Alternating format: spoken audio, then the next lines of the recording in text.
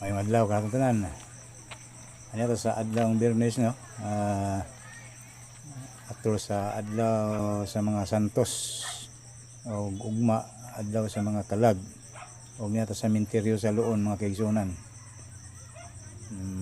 Kay mutanda ta sa ato ang mga ginikanan diri gilubong sa Luon Cemetery igsunan. O ako ang anak ni mga igsunan kung kauban o giyata na nagkot diri o napapicture ko solo. Ewan may mo video picture na ako mga igsunan. Okay, din ni makita ang mga tao sa adlaw mga santos medyo dili daghan ang ikumpara sa adlaw sa mga kalag ug mapuhon.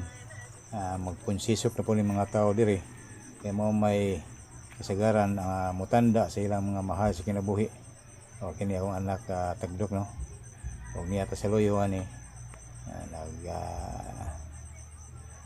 tanaw ra pud niya o video mga igsunan.